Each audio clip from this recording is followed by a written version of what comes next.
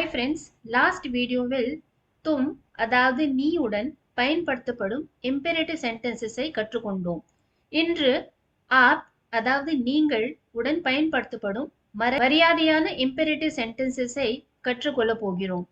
இவை பெரியவர்கள், ஆசிரியர்கள், தெரியாதவர்கள் அல்லது மரியாதையுடன் பேச வேண்டியவர்களிடம் பயன்படுத்தப்படுகின்றன. வாங்க ஆரம்பிக்கலாம்.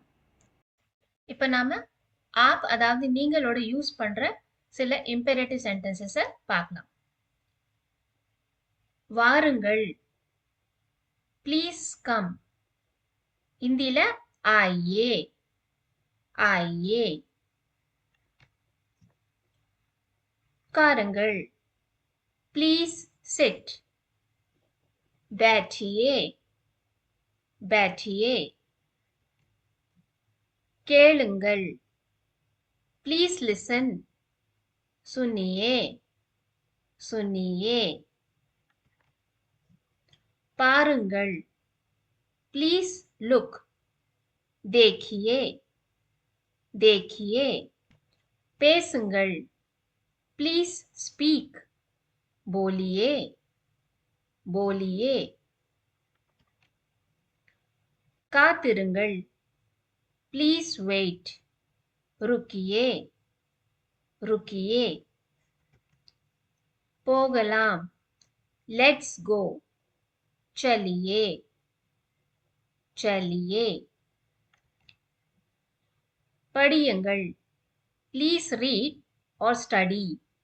पढ़िए, पढ़िए. எழுதுங்கள், please write. लिखिए, लिखिए. சாப்பிடுங்கள், please eat. खाइए, खाइए. குடியுங்கள், please drink. पीजिए, पीजिए. கற்றுக்கொள்ளுங்கள், please learn. सीखिए, सीखिए. இப்ப கொஞ்சம் பிராக்டிஸ் பண்ணலாம்.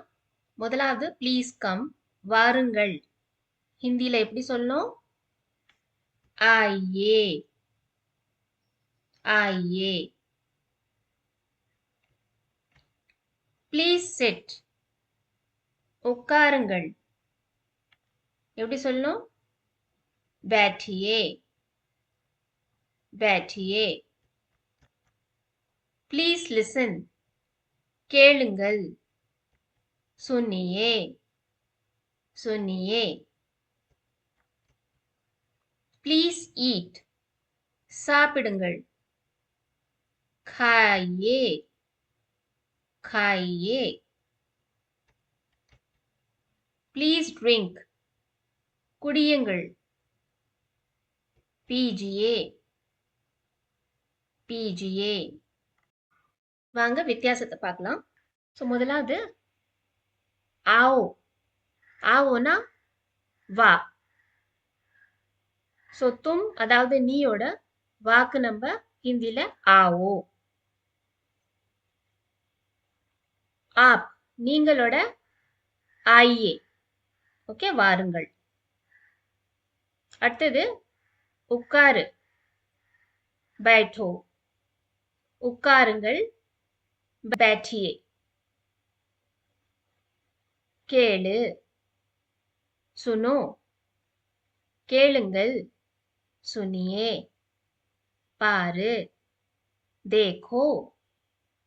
பாருங்கள், देखिए. பேசு, बोलो. பேசுங்கள், बोलिए. காத்திரு, रुको. காத்திருங்கள், रुकिए. போகலாம், चलो. போகலாம், चलिए.